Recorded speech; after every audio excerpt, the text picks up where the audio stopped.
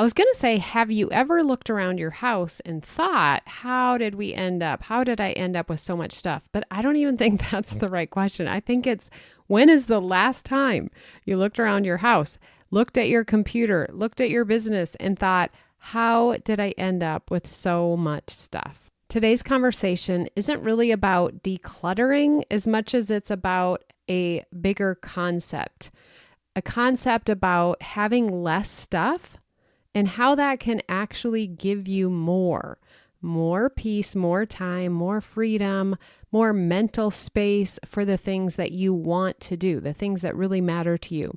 I'm joined today by Stephanie Seferian, host of the Sustainable Minimalist Podcast.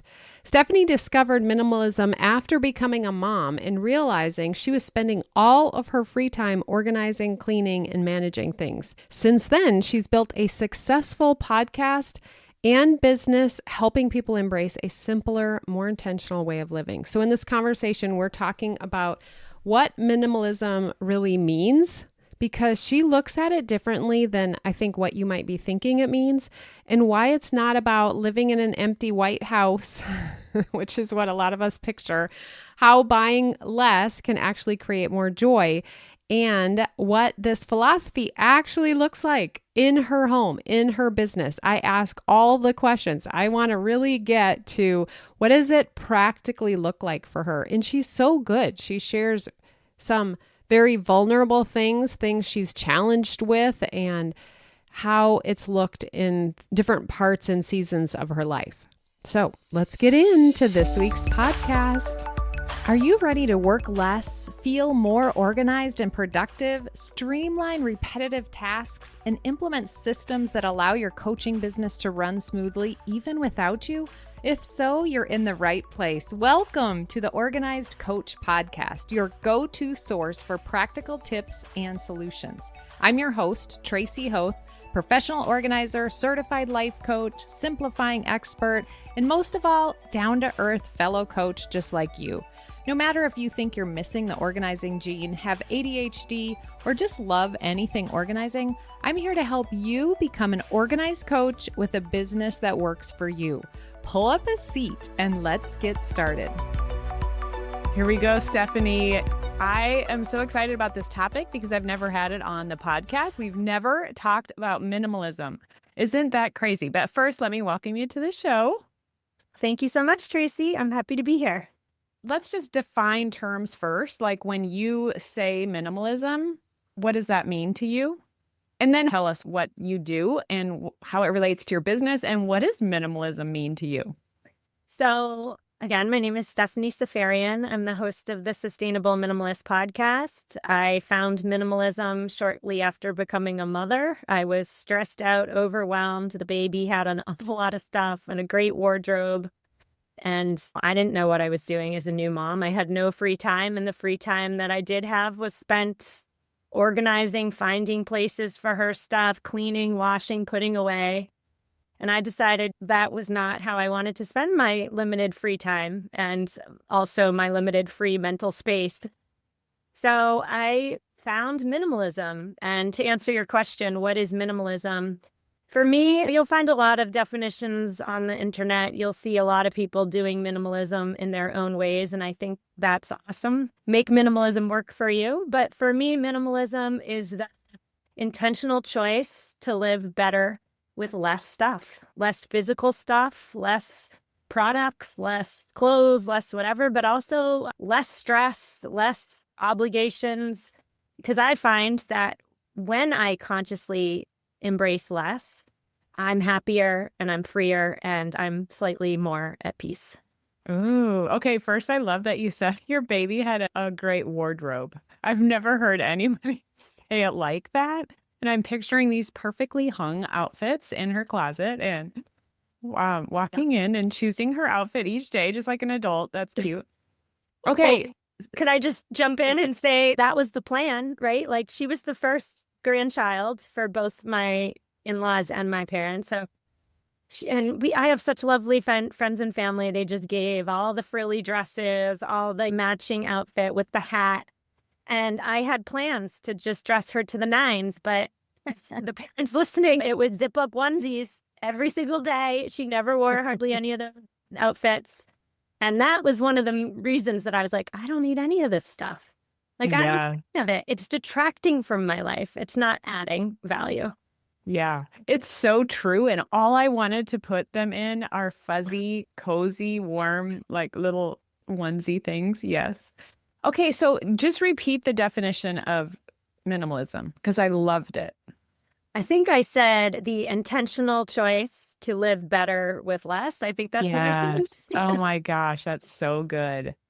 Okay, so walk us through what that looks like day to day and how you run your own brand and business. Because we can talk about home too, but I want to talk a little bit about what that looks like in business.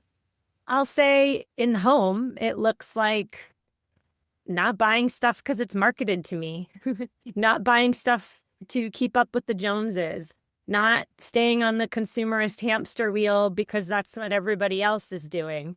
It's unplugging from the constant barrage of advertisements, but also just unplugging from the conventional American way of life. We live in a capitalist society. Our economic engines run when you and I mindlessly buy.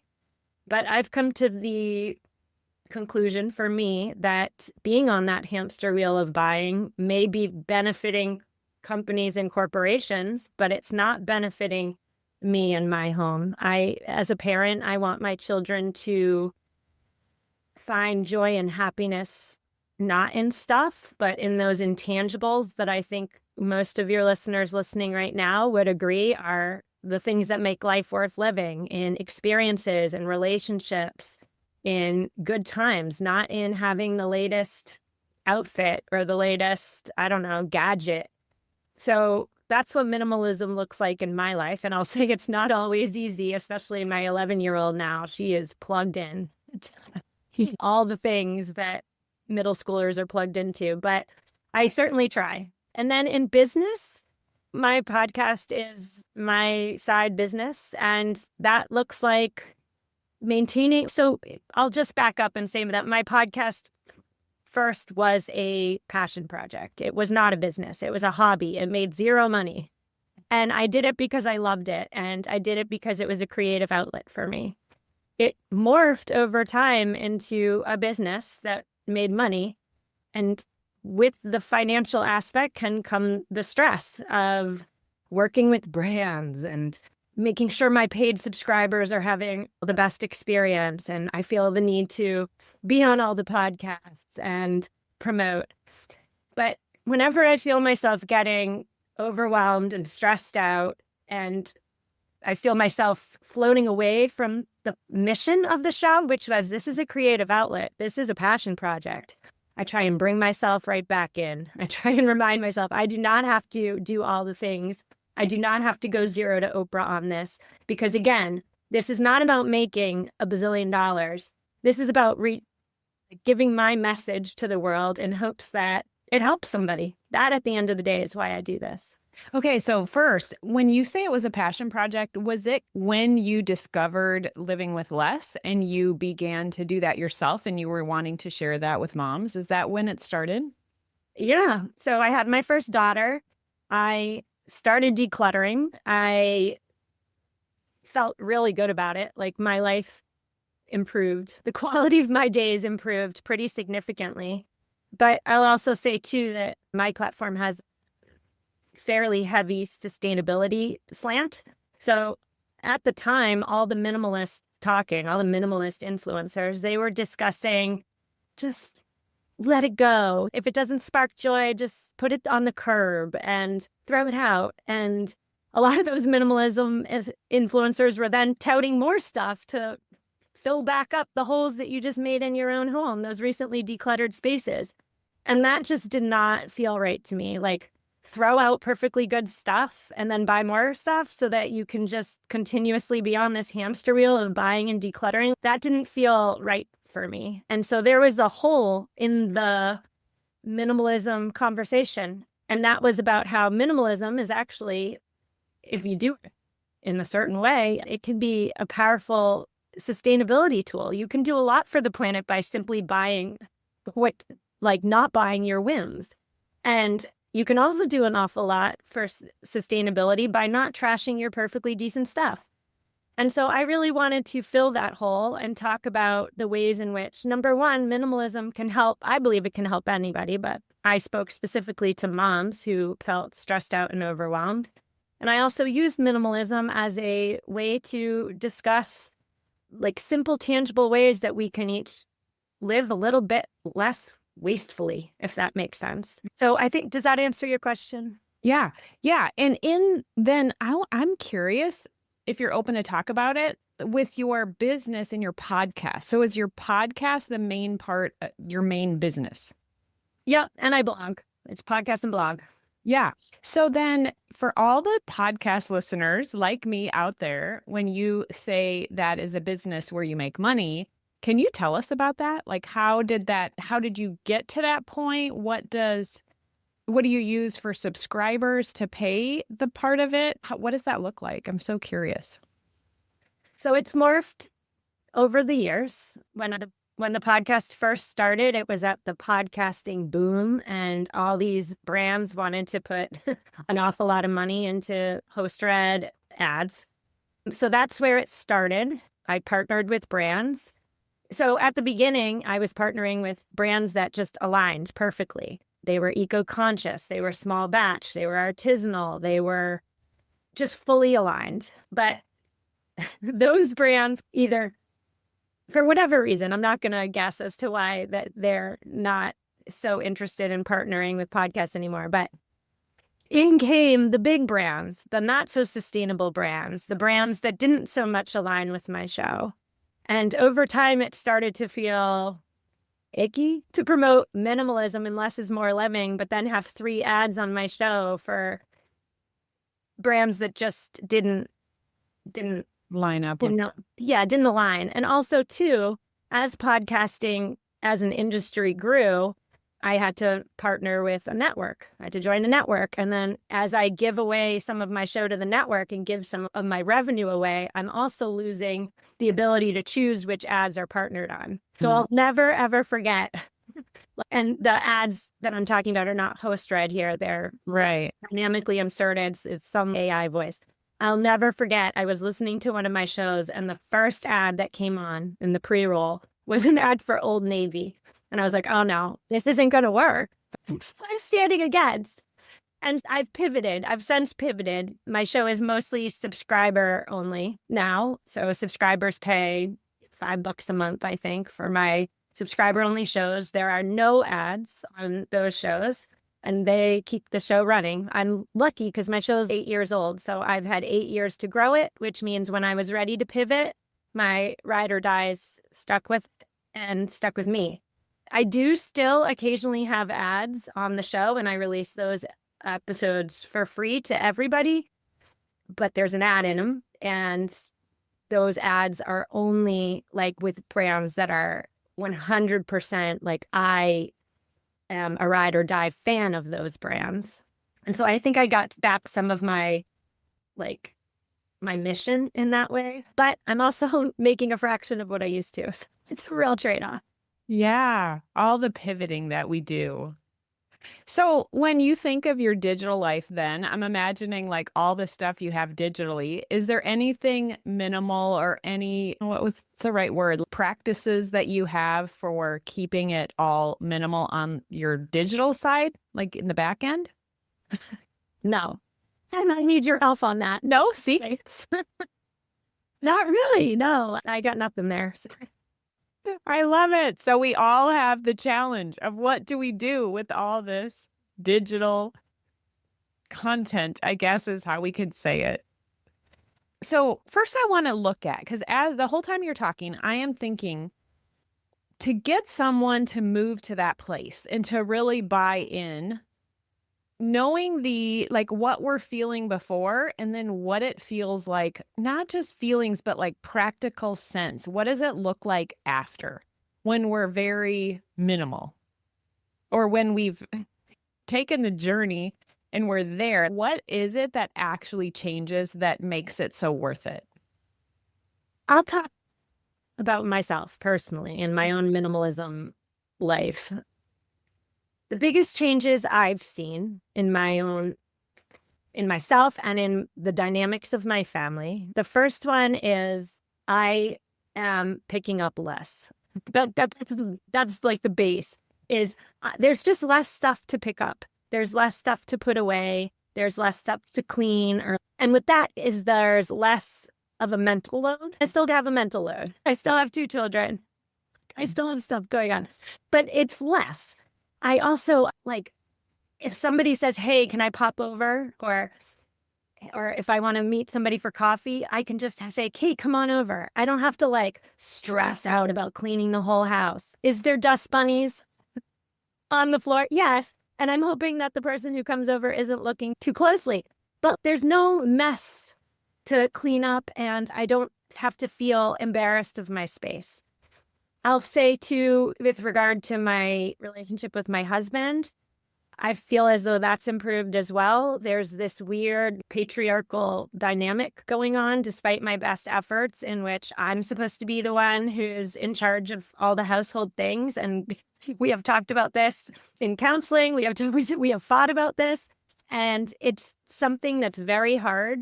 That dynamic is very hard to break, at least in my home. And so de-emphasizing stuff just naturally means that fight, that argument, that disagreement, like loses its weight. With my children, I'll say that having less stuff means, especially when they were younger, they focused on what they were playing with and working on to such a greater degree. So instead of flitting from this thing to this thing to this thing, if they only have 5 toys presented at them, they really focused on what was in front of them. They didn't just make a tornado mess of the whole playroom. Internally for me, I'd say de-emphasizing stuff has made me save more money. I'm not just going to the mall on the weekends and buying stuff because that's what people do. I believe that we can have greater vacations. Like instead of spending $200 at the mall, let's put that $200 aside and go on a great family vacation. And that's truly what we do. Holidays, same thing. We give gifts, but we don't buy the mall, let's say. I just feel like internally, I feel as though I'm just living my values slightly more, and that gives me better purpose and just, again, slightly more inner peace. I wouldn't say I'm at I have reached inner peace, but I feel like I'm like on the journey towards it. Yeah. Maybe I can come back in 10 years and we'll see if I've made it. Yeah. I think about my own home while you're talking, and I think some people, I guess, would come into my home and for sure think I'm a minimalism. I'm on that side of it. But it's interesting because I don't have any shelves. So I really don't have any space to put anything, which is good because it keeps me from buying stuff because I don't have any shelves to put it on. And it's funny, one of my daughter-in-laws was saying when they were thinking about their house, and she gets excited because she loves decorating. So she's excited to have shelves and make them look really nice, which just is not my gift, which makes it very easy for me not to do that because that would completely stress me out. But when I've been as an organizer helping people in their homes, there is just no way I could keep those things organized. So they think it's about organizing the things and that I'm going to help them magically like fit everything into the spots that they have. But there is just no way, like I couldn't keep it organized because there is so much stuff, so many things. And so it does, like all of that stress and pressure and overwhelm that they're feeling looking at their stuff and figuring out how to fit it all in, it would be like all that freedom would be there if they would let it go. But how do you say to someone, you just have to let more go when it seems really hard for them? Yeah, a lot of people, and I'm not one of them, but like my mother is, let's say, they put a lot of sentiment in their stuff. And my first suggestion to listeners who are that way is to remember that at the end of the day, an item has utility. Put sentimental items aside, like your photographs and your grandmother's china. Like that's sentimental items to me. Put that stuff aside. But everything else, your whisks in your kitchen, your mugs, your sweaters, your candles, right? There's a fundamental reason for them to exist. A candle is meant to give light. A sweater is meant to keep you warm. A chair is meant to sit on, right? And so the next question then becomes, which chair is the best one to sit on? Or which whisk whisks the best? And how many do you truly need? Like, you only have two hands. And have you ever whisked with two hands at the same time? No. So how many do you need and which one works the best? Remember utility. I also would suggest for people to remember too that our homes are not museums, right? They're not for keeping amassed quantities of things. Think of them as your job is to keep the best of the best. And so when you change your thinking that way to like, how many do I need and what's the best? Maybe that will slightly like move the needle towards like letting go. Yeah. Okay. I have two things. One, I did a questionnaire with my group one time where I said, is your home like a museum? And I don't even remember the other two, but one of the ladies said museum. And I have been in her house. I've helped her before. And it literally is the most beautiful because she's kept the best of the best. She has collections of art. She has them hung so perfectly. And it's so fun to go in there. But I'd never thought of it like that. So museums are very minimal, actually, if maybe their backside behind the doors isn't because they have a lot of collections of stuff, but it was really beautiful. And then the other thing I want to say was with the kids, one of the ladies I helped, we had her kids choose their 5 favorite toys, and they each got a rubber bin that they had out, and they put their toys, they each had their own bin. And we put all the rest of the toys in the closet, and that was now their toy closet. And they would have to decide which of their favorite toys they wanted to exchange out for something in the closet. And that was one of the best things that she did because they never wanted to exchange their favorite toys. They literally only wanted those 5 toys to play with. So that was just a fun example that someone could try and see what happens with their kids. Okay, my next big question is, what keeps you focused and tempted from those shiny things? And even in business, like, are you tempted at all for some freebie offer that someone, you see, or an ad on Instagram for something, or a webinar? There's always these webinars. But I'm like, oh yeah, I want to learn that, like learning things. How do you keep focused? Not that we have to not do any of those things, but. So I'll say my personal life first, and then I'll do my professional. Okay. For personal life, I get this question a lot. Like, how do you not buy cool new things? And my answer is always very probably like lackluster. It's probably a letdown, but my true and honest answer is it's very similar to a Wizard of Oz situation. You got this wizard and you're saying this and that and glitzy, and this will change your life, and this will make you look younger, and this will make you feel fabulous, and you need this to make your home decorated perfectly for the holidays, and this and that and this. And then you realize, once you pull back the curtain, that it's all smoke and mirrors, right? All this stuff is marketed to you in a certain way just to separate you from your hard-earned money. And once the veil is lifted, for me, and once I see that it's all smoke and mirrors, and once I see that all these adjectives being used to describe this product and using the algorithm to target me, because there's so much data on me now in the world, these companies know exactly what to say, exactly how to present items to me, exactly. It's such a finessed science these days to get me to buy their wares. Once the curtain is lifted and I see that it's all smoke and mirrors, it's extremely easy, again, for me to just be like, no, thanks. In the professional world, there's always stuff I want to learn. There's always something new to learn, try out, experience. That's part of the reason I do this, is because as the boss, like, I get to make these big decisions every day, and I get to like really flex my muscles and see how far I can take this thing. That's one of the things that keeps me going. But at the same time, as I get older and as I become more of a staunch minimalist, I suppose, I'm just very protective of my time. And I do not want to get burnt out. I do not want to overextend myself because I've been there. And when I get there, I am, number one, miserable inside, miserable outside. Nobody wants to hang out with me. And number three, the passion, the business doesn't get my best self. So I always ask myself, like, do I have time for this? Does this fit into my week?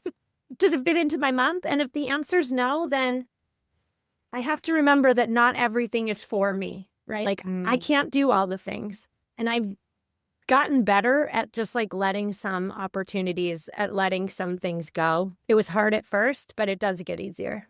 Yeah. Oh, so interesting to think as you're talking. I'm like, okay, that's your identity now. And as we work in my groups on your identity, and once that's your identity, yeah, I guess it could still be challenging at times, but it's just who you are. Like you have practiced it enough that it's just you. And it brought to mind, like a vegan friend said, when she's presented with a steak, it doesn't even cross her mind to buy the steak because that's just not who she is. And same thing a little bit. And then I thought maybe it's more like a smoker at one time becomes a non-smoker. So they still, at times when the stuff's right in their life or when they're stressed or whatever, they still might have the temptation to buy it, to smoke or to want to.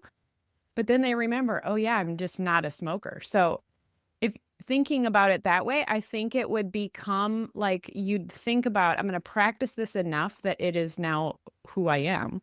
And sometimes, yes, when I'm feeling down or I have the right ad presented to me, I might be tempted or give in or whatever, but yeah. Oh, so good. Okay. What else? Is there something else? So someone is out there listening and they're like, yes, I want that freedom. I want that release of the pressure. What would you tell them to do to start? I'll tie it right back to what you just said, Tracy, of like the vegan wouldn't buy the steak because it's become their identity.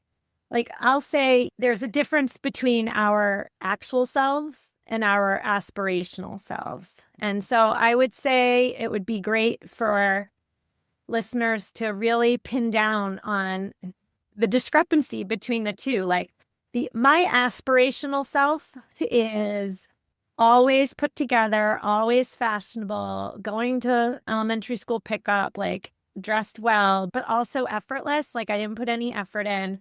My Thanksgiving table has like this phenomenal tablescape and it was effortless, right? Like it just happens.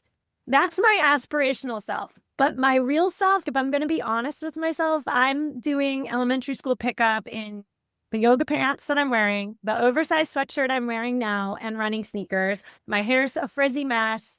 There's no tablescape. Thanksgiving, there's like a couple candles and food. That's it. So there's the person that I'd like to be, but then there's the person who I actually am, right? So when I go to a store and I'm seeing the phenomenal things that I could tablescape with, oh, let's remember, that's not me. And buying this stuff is not going to magically make me that person. So let's just lean into who we actually are. And same with clothes. Like I want to wear the cute boots and like the cool, whatever the in pants are. And I want to have whatever people are wearing. I don't even know what it is. But like when I marketed that stuff, yeah, I'm still a human. I still have the feeling of, oh, I'm that. Ooh, that would look good on me. Ooh, I could lean into my aspirational self here. But then I remember too, am I really going to wear that sweater? No, it's probably itchy. No, I don't have the pants to style it with. It's going to sit in my closet and it's going to just collect dust. So why don't I just be who I actually am and wear my chunky sweatshirt with the stains on? And so I guess that's a long way of saying just know who you aspirationally would like to be and know who you actually are and buy for who you actually are, not for who you think you should be. That is so interesting, though. That is like flipping it because my aspirational self wants to be minimal with one. Like right now, I have one beautiful glass. I don't know what that kind of glass is, pumpkin sitting in this bowl on my table. And that's all I want. And I love it. And it's so simple, but it's so classy and beautiful. So yes, I'm like, ooh, this is so good to just think through. What is your aspirational self? What does that look like? Yeah. Ooh. And then the other thing you keep saying is unplugging, like unplugged. And I'm thinking about that just yesterday, I think. I thought, I want some new, like cute white sneakers to go with everything. And I'm like, I have a pair. What if I was the person that wore those white sneakers to death and they looked like I loved them and chose them and want them so bad because they're just my sneakers and I love them, versus I want those new ones that all the influencers are wearing because I'm plugged in and I'm seeing it over and they look so cute. Yeah, so I'm like, ooh, should I keep my white sneakers? Should I love them and just be so proud I have one pair and that's it? I guess that's your aspirational self too, because my aspirational self there in that case wants them. But okay, lots to think about. What's challenging for you right now, or what are you currently working on when it comes to minimalism? What's challenging for me right now is my 11-year-old daughter, who, despite my best efforts, despite 11 years of me trying to just model for her the benefits of living with less, she is just very, again, I'll use the term plugged in to all things middle school, the quote, the makeup, the tech, the this, the that. Her Christmas list is like 3 pages long. And so my challenge is to not deprive her, not to be the worst mom in the whole world, but also find the balance between giving her what she wants, but also not going overboard. And I'll be honest with you, I really haven't found that happy medium yet. I'm still working on it. I don't know what to say. If you could help me, I would love it. And I look at all the people I've worked with in my life, organizing, and I think about one parent was very minimal, or one client's parents were very minimal. Another client's parents were like hoarders. And it was interesting because it didn't really matter. You'd get someone that's very minimal come from a hoarder because of that. You'd get someone that likes stuff more, and they came from a mom who was very minimal. So I don't even know if it matters. It makes me wonder what's ingrained in you and you rebel against what you have, or if nothing has nothing to do with that. So yeah, I think just talking through the emotions even of what she thinks that means. But I think in her mind, that would get real old really fast. What do you think that's going to make you feel if you got that? I'll try it. I'm willing to try anything. Yeah. But then I always go back to the favorites method too. And this is what you have mentioned several times, is choosing your favorite thing and getting rid of something that's not your favorite to get something new. But that doesn't stop you from buying, like always wanting the newest trend. But yeah, it's so hard as a kid. Like that, you're ingrained in it everywhere you go. And it's important. Yes. And with my 11-year-old in particular, she's a tween. Fitting in is like her, not just hers, but most tweens' like number one goal, right? Is to fit in, be part of the herd. And I can respect that. I did the same when I was in middle school. Like I wanted to fit in, and just remembering too, that's a phase. I think in high school and beyond, she might choose to go her own way. So I don't know. That's neither here nor there, but just remembering that who she is at this moment isn't necessarily, that doesn't negate the last 10 years. Yeah. And that will go with her and what you've trained her to think. And also just owning it for yourself versus making her need that or need to be the same way. I think that's important in her mind, that she sees you owning it as your thing. And it's important to you, and you're teaching her these principles, but ultimately she gets to choose like how she wants to live too. It makes her feel like she can take ownership of it. Okay, Stephanie, tell us where people can find your amazing podcast. Podcast is called Sustainable Minimalist. You can find it wherever you listen to podcasts. I also have a book. It's called Sustainable Minimalism. It came out in 2021. So if you prefer book form, the app's out wherever you find books, or you could even ask your library to stock it, which is I always suggest. Ooh, yeah. What makes libraries choose to stock books or not? Just have to ask them? Yeah, a lot of libraries, if they don't have a book or they can't get it through their network, a lot of libraries have a form on their website, and you can request it, and they will purchase the book and put it in their library. Oh, With an option. I love that. And that ties into your values. I did not mention that big mega conglomerate that begins with an A that everybody buys from. Yes. Okay. And your website, can you buy your book on your website? No, but my website is mamaminimalist.com. Okay. Awesome. Thank you so much, Stephanie, for being here and for inspiring me even to go a step further. I love thinking about this. Yeah, and let me know what you decide about your white sneakers. Thank you.